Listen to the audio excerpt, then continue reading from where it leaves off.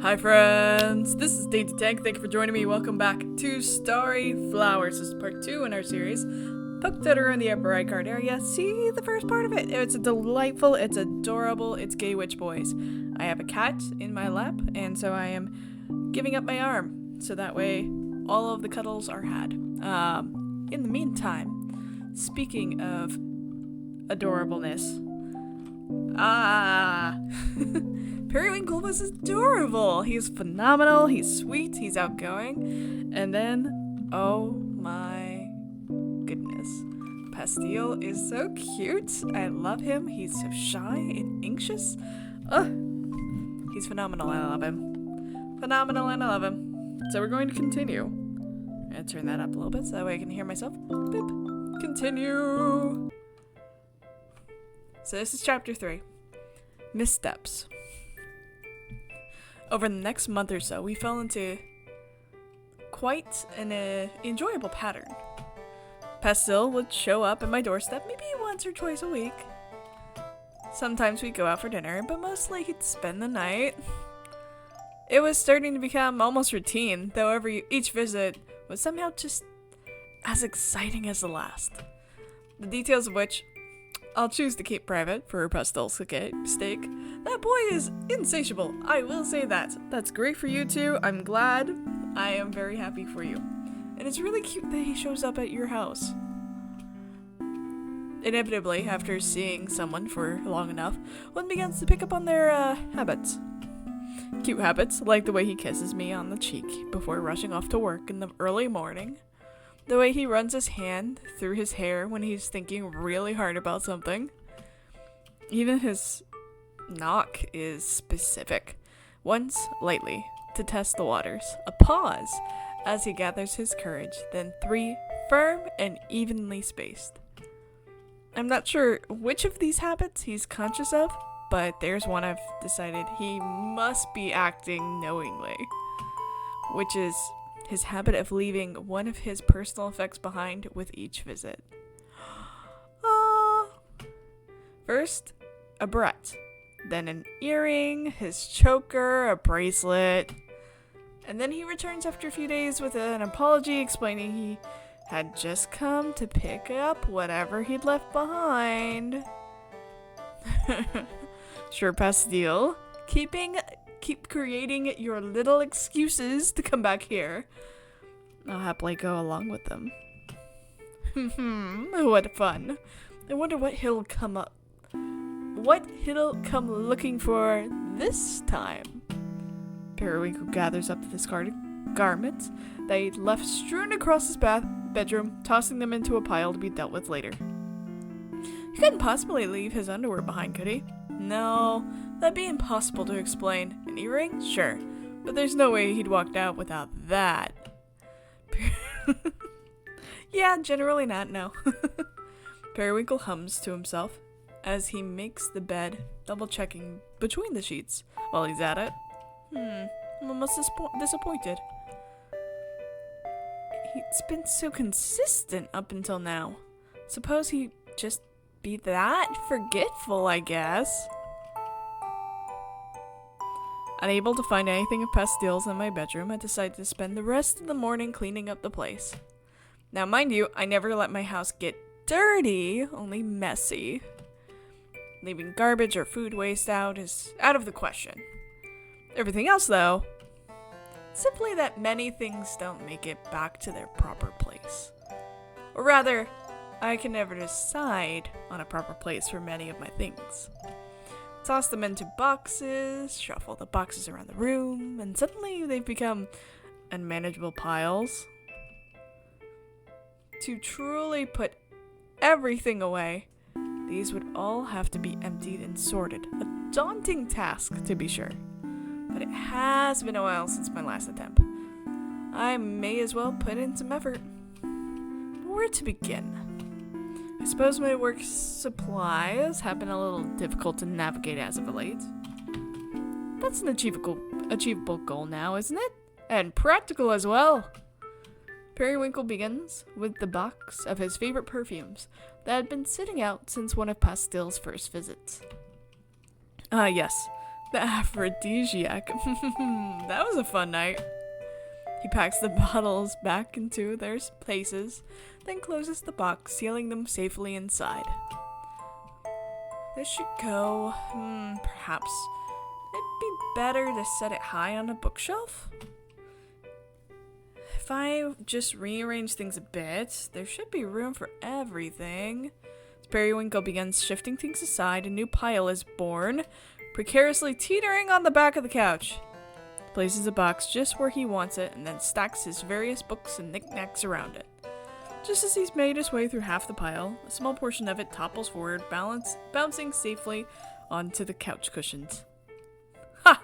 Topple all you want. I was prepared. He finally notices Pascal's jacket, which had expertly blended into the blankets and cushions around it. Oh, you can't forget the jacket. Haha! Just when I'd finally worked up the energy to clean up around here, what do I find? Yes, there is no mere case of forgetfulness. It was indeed a little game all along. Periwinkle giddily laughs to himself, excited to have been proven right. You've escalated it too far, Pastille. To leave your jacket behind is just ridiculous. He leaves me no choice. I'll just have to return this myself. Periwinkle abandons what he was doing and skips off to his room to get dressed. Is there new? Oh, it is a new outfit. It is a new outfit. So let's try a new. Ooh, the cat ears is a good one. Okay. I like the blue ribbons. White ribbons are cute, but the blue ribbons. Okay, maybe the blue ribbons. But the earrings. Oh, the earrings are good.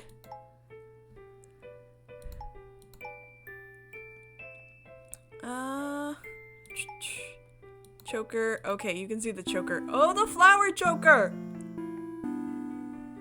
Okay. Okay, yeah, that has to be it. It has to be flowers. It's Periwinkle is Peri beautiful today, okay? I am going to just say okay. I'm sorry, I was so into that. I hadn't had a chance to return to Atelier Sweets since first meeting Pastille. He was the one always showing up on my doorstep after all. There was no need. He was always at my place, so why else would I go to his sweet shop? Yes? I'm sorry, we have a visitor. Hi! Hello! It's a sir.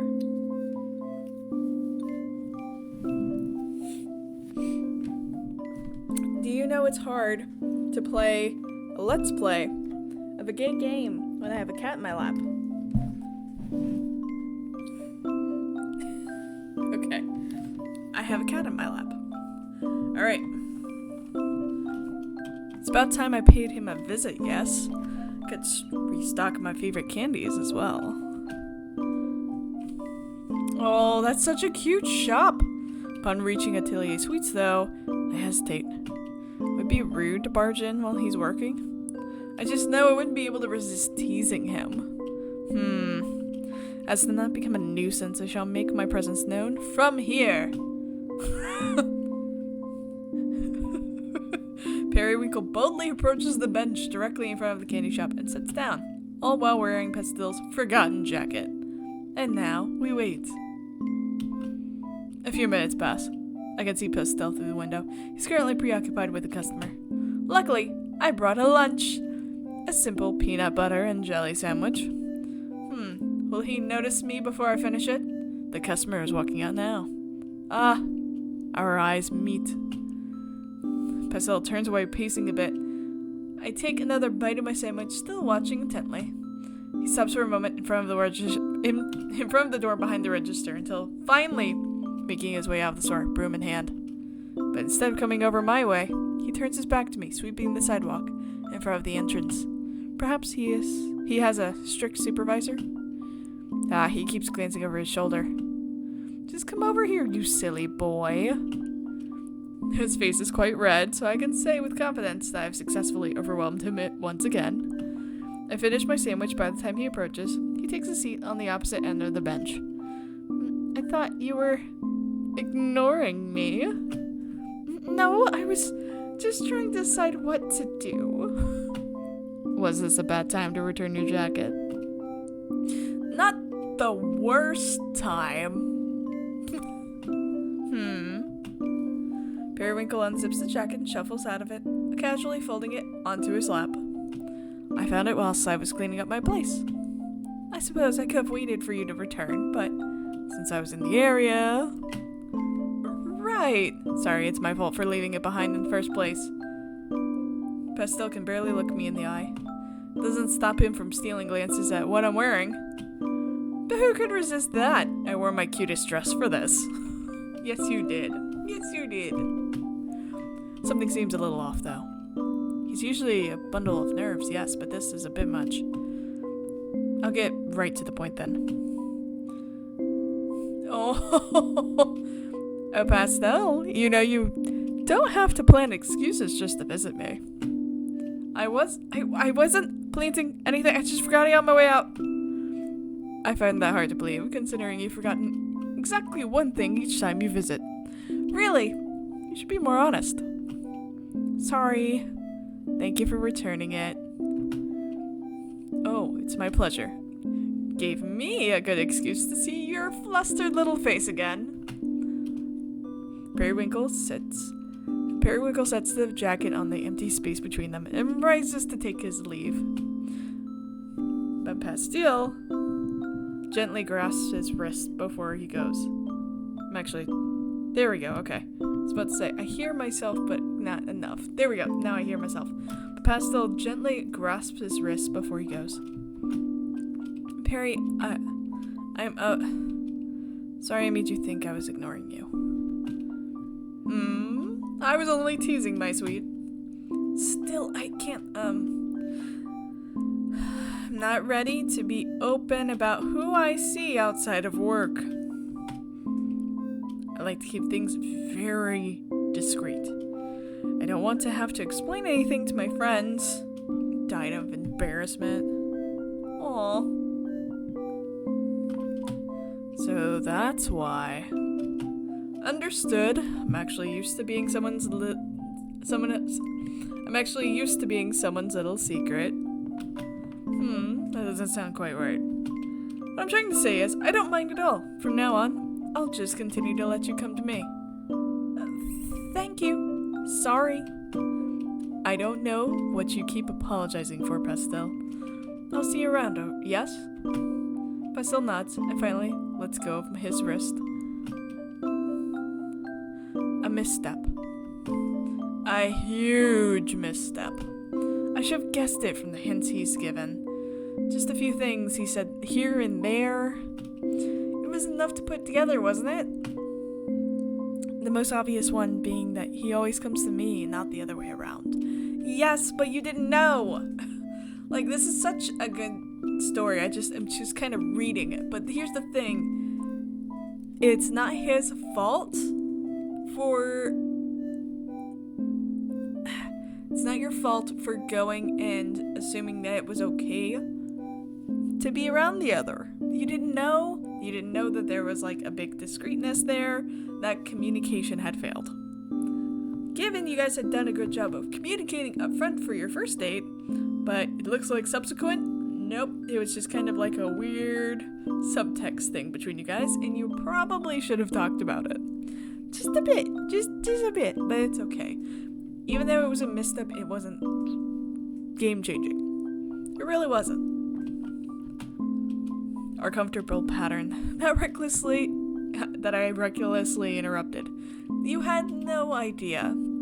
You thought it was cute, and you were trying to be cute back. I should have known from previous encounters with closeted individuals. what's supposed to be a fun surprise appearance can turn so quickly into a desperate rally to cling to normalcy, carefully constructing lies to conceal the piece of yourself that may not be accepted. That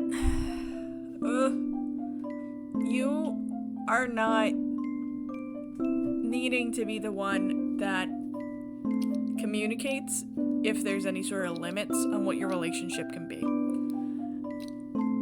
Period. Having been with other people who are closeted, it's on the person who is closeted to set the ground rules for what they want and can want out of the relationship, knowing that there's a limit to what you can do. There's a limit to being able to talk about it. There's a limit to being able to be together. There's a limit to how much you can share and where. And it's really something that needs to be coordinated and discussed. And since it wasn't, you had no way of knowing that you were stepping into something that would have made Pastille uncomfortable. And it's not on you to have communicated that. Not your fault. And you're right. It was supposed to be fun and surprise. Because that's what it was meant to be. Is, hi, I see you leaving things in my place. And that's cute. That's cute. It's just a lot for Pastille. Because he didn't set any ground rules with you. And he should have. Whether it's by the individual themselves or by their loved ones. Yeah, that's a good point. There's some things that... There's being closeted to the people around you, and then there's being closeted to yourself. Which sounds... They're sleeping together. How can they be closeted to themselves? Very easily. Where you just can't quite accept who you are and feel safe being and accepting who you are as who you are. It's basically like a little guilt spiral. There's so many layers of just mental barriers we have to break through as a queer community around like internalized homophobia, internalized transphobia, internalized tiny Baptists that you need to squish with like 1,000 needles. There are so many things that we have to overcome thinking about how we handle any of this. And honestly, it's fair. It's fair that it's not something that he would feel comfortable with, and it's fair that... What I'm trying to say is, it takes time to get there. Sometimes it's your own hurdles you have to go through, and sometimes it's the hurdles of others that you have to go through, and I'm sorry. But it is a process, and it's hard being in any relationship and not having already communicated those ground rules. Certainly an inevitable position to find oneself in. Unenviable. I can read. An unenviable position. Pastille and I had been seeing a lot of each other during the past month. Was this the inevitable breaking point then? It can only become more complicated from here. I mean, yeah, relationships are complicated. Oh, but it was going so perfectly for so long. Perhaps I'm being overdramatic. I hadn't grown tired of him at all, which is precisely the problem. 'Cause you like him. Unwilling to return home so soon, I walk in the direction of the apothecary. Astragalus will be able to knock some sense in me. She always does. Astragalus, are you busy? I know that whine. You've shifted into dramatic bitch mode. Take pity on me. I'm having a bad day. Pity me. Alright, you baby, tell me what happened. Things are slow today, anyhow. Astragalus listened patiently as I explained the events of the day. I've learned to come I've learned to come straight to her whenever I find myself unable to make a decision. Although she often puts things far too bluntly, I do always end up feeling more grounded after her consultation. So you're upset because you overstepped his bounds. Accidentally! You always leave out key information. And now you think it's over between you two. When you put it like that, I really do sound dramatic. I mean, you are. You are the dramatic. You came right to me to literally bitch about your life. But you also have a point. If you want to avoid things getting complicated, this is your sign to get out. That's a good point. If you don't want a complicated life, that is a very fair point. You don't have to deal with people who are closeted or not ready to quite be in that relationship, in that space that you need. That's absolutely, positively okay. It's also okay if you choose to stay because you want to be with them, but you need to be clear and concise about what your needs are to make sure that the bounds that they set is compatible with that. Period. I gotta say though, for two guys who aren't in a committed relationship, you sure do sound like you're in one. It's purely casual. I've been seeing a few others in the midst of this, but all you talk about is Pastille. Every time you come in here. I know. I just wish I hadn't gone to return the jacket. It was supposed to be fun, but now... Yeah, honestly, I think he's being unfair. He shows up to your place whenever he wants, right? Yes, but I don't have anything else going on. He has a respectable job and all. Sounds like you just have less self-respect and this guy isn't treating you right. Now that's unfair. He simply said he wasn't ready. It doesn't mean... I'm making excuses now. You are really hung up on him. This is too hilarious to watch.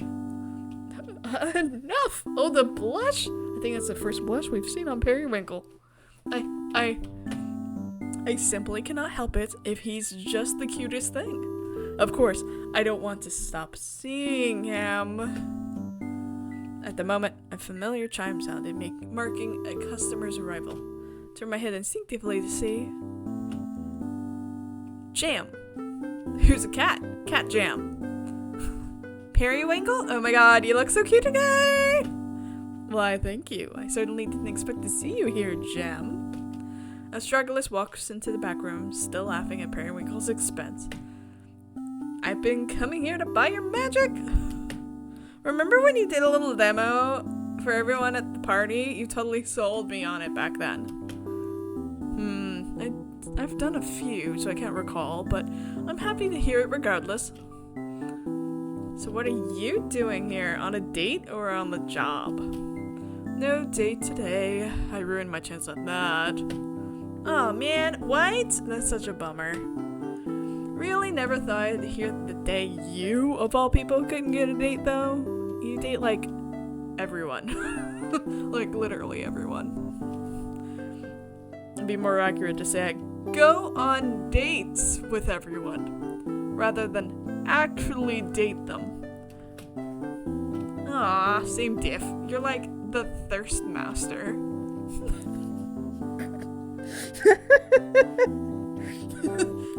Thirst master Periwinkle. She's right. It's not as if Pastille is my only option if I'm looking for a good time. Anyway, are you going to Cherval's party tonight? No, this is the first time I've heard of it. He's throwing yet another soiree? Yeah, I'm surprised he didn't know. I suppose I've been more out of the loop on these things than usual. I haven't bothered with as many parties since... Yeah, well, you should come. They're good luck, like, in terms of love and romance and the things that you need. I mean, I'm finally dating my best friend, thanks to that last one. Okay, congratulations. Congratulations, Jam, on, oh my god, if your name is Jam, please be, like, Peanut Butter is the name of your best friend, because that would be phenomenal. Marzipan. Jam and Marzipan.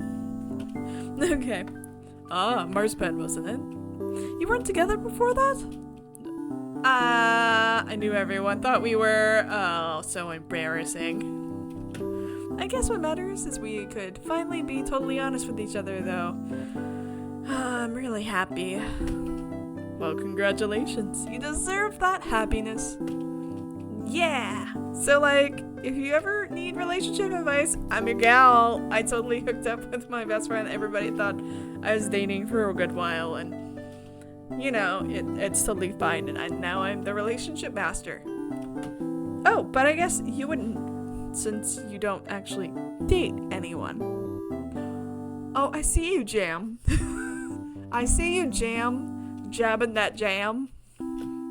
Periwinkle hears Astragalus snorting with laughter in the background.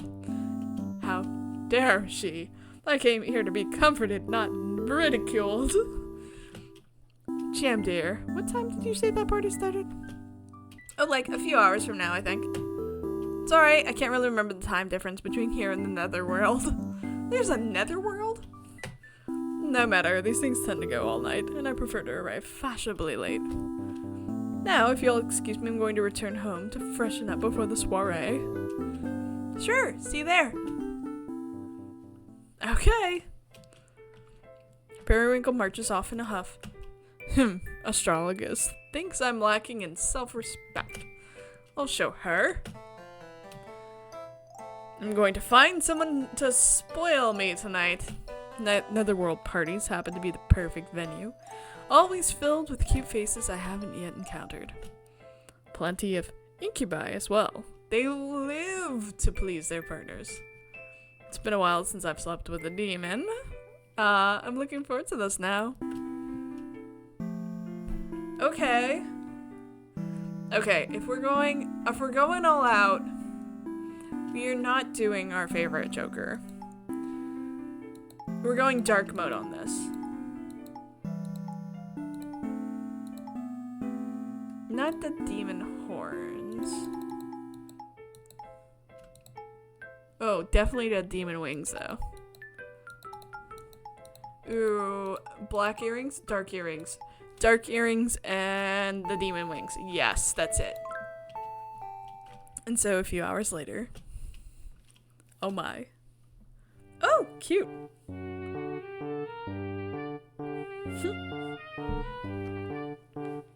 Alright, Periwinkle arrives at the soiree.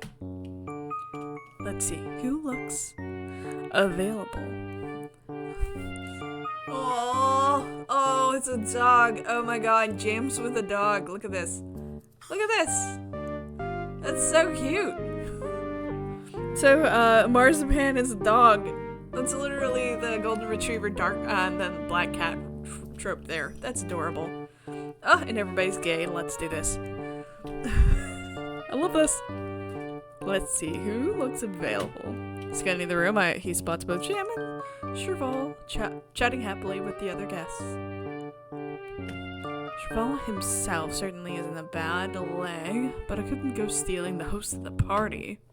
Periwinkle begins to gravitate towards the snack table, still scoping out the various partygoers.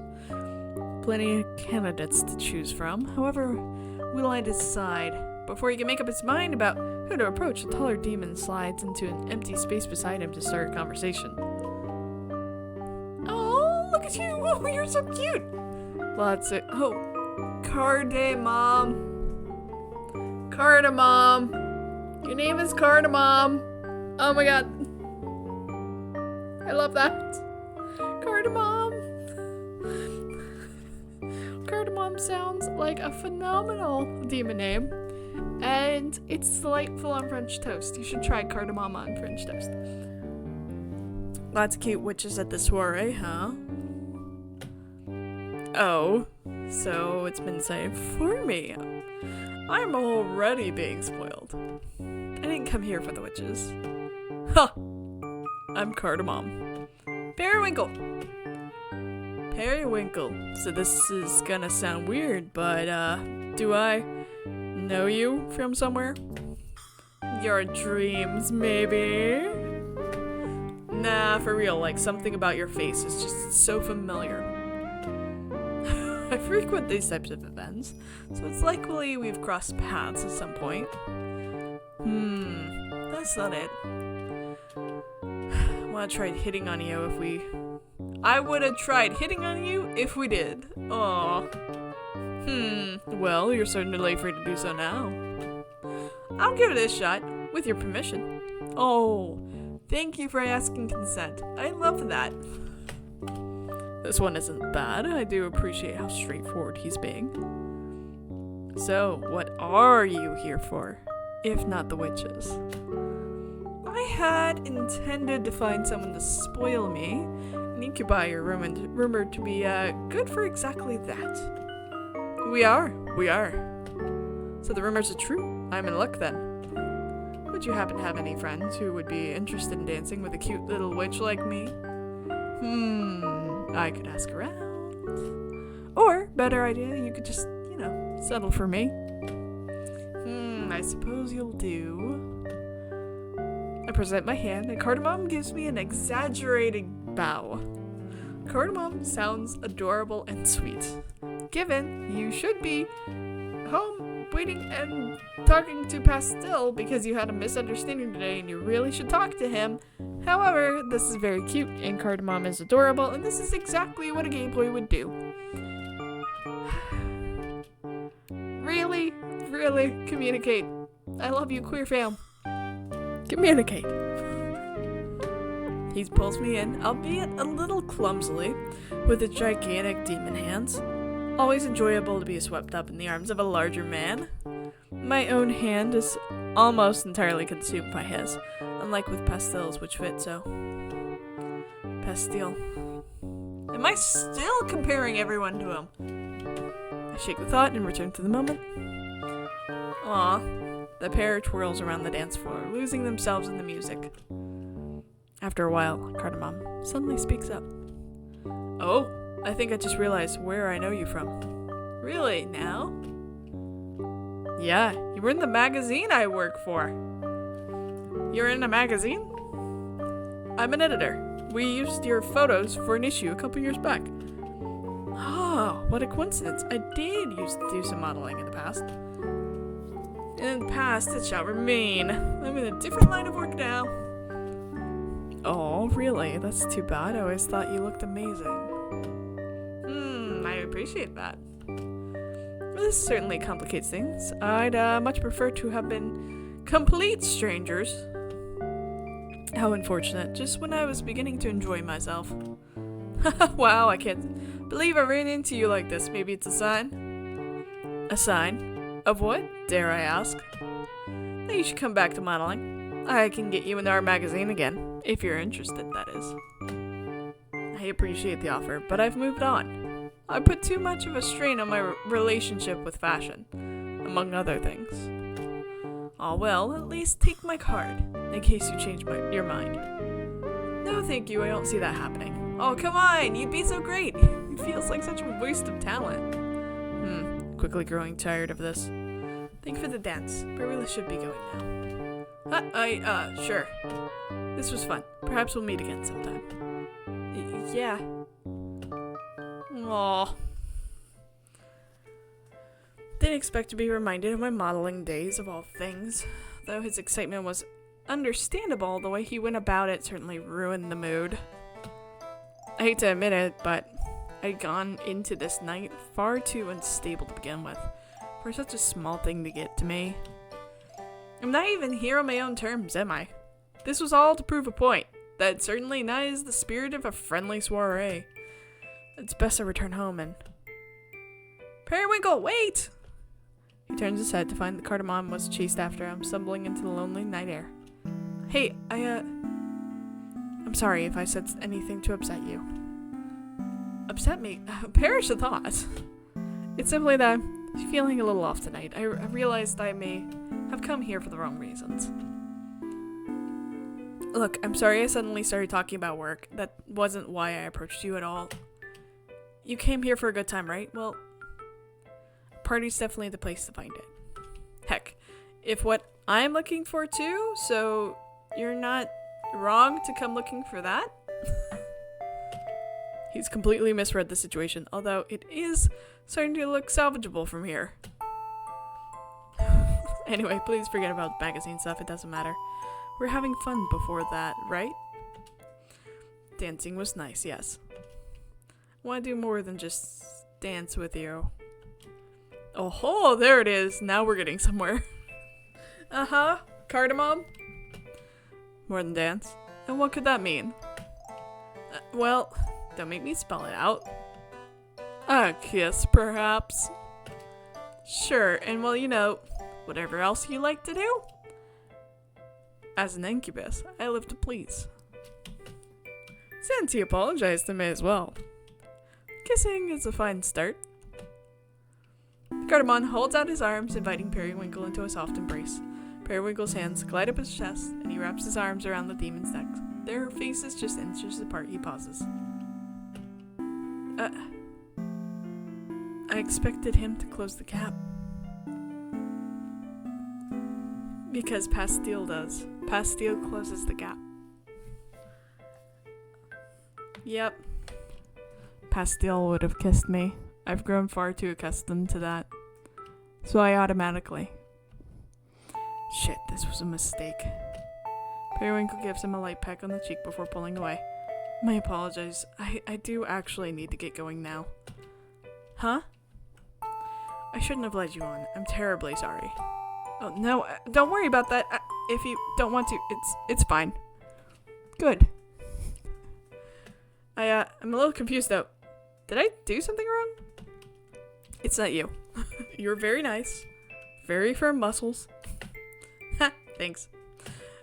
If it were any other night, things would have gone very differently. Please believe me when I say that. Seriously, is all this mysterious talk supposed to make me want you less? I am sure you'll have great luck with the witches inside. You're very charming. Damn. Well, alright. Get home safe, Periwinkle. Hope to see you again. On another night, like you said. Thank you for keeping me entertained. Farewell. I shouldn't have come. What exactly have I proven here tonight? That I'm willing to pursue the first pink-haired boy I come across? Out of sheer desperation? I wanted a struggle, I guess, to be wrong for once. To admit that I'm hung up on someone is just... I don't feel like myself at all.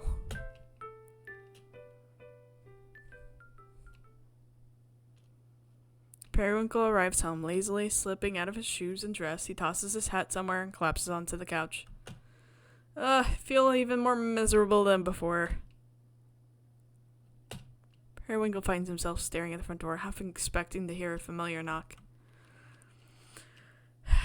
The state Pastille would find me in if he were to show up tonight. I should get in bed. But he doesn't. Instead, he buries his face in the cushions and falls asleep. Aww.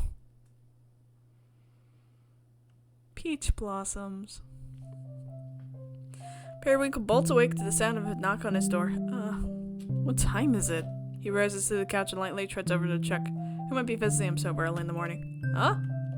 At first, I thought my eyes were playing tricks on me. It took several moments to register the fact that Pastille was on my doorstep.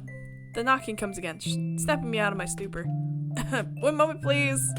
Periwinkle gathers up the clothes he'd left on the floor and stuffs them out of sight. Next, he scrambles to the bathroom to check his makeup. Passable, considering the circumstances. Wrapping a blanket around the shoulders in an attempt to look half decent, he finally opens the door. Oh, you're so cute. Oh my god, you're adorable. Hi. I took the day off, so Sorry, did I wake you up? Yes. Yes, I had a late night. Come in. I'll be ready in just a moment. Pastille is here. But why is he here? A day off? Not that he has the day off, but that he could choose to take it and then come here? Let's just put that aside for now. I need to get dressed. Periwinkle scurries back to his bedroom to change while Pastille waits politely by the door. So, your day off, hmm? And you choose to visit me? I am flattered. Well, it's not just to visit. I was hoping to, take you on a date? Yes. Yes! Oh, a date? Usually, we've reserved those for dinner time, haven't we? I wanted to make up for yesterday. So, if you don't have any other plans, I was thinking we could just hang out for a while? Sure, I don't mind, but what exactly is there to make up for, my sweet? You know, I told you not to come by the shop even though you only showed up to do me a favor. He has it completely backwards. Periwinkle pokes his head out from the bedroom to look Pastille in the eye. Au contraire, Pastille. I should be the one to apologize for putting you in such an uncomfortable position. I shouldn't have shown up unannounced. It wasn't my intention to cause you any actual discomfort. I don't think I clarified my boundaries before the beginning, so that's not your fault at all. Yes, thank you. Finally, communication. Yes. Then it seems everything's fine now. Perhaps I could get to know those boundaries better during our date then. Why does it sound so suggestive when you say it? Periwinkle retreats back to his bedroom with a smile. I love this game. I think it's phenomenal. I love it. It's so cute and queer in every way, and it's delightful, and I'm enjoying it. I hope that you're enjoying it too.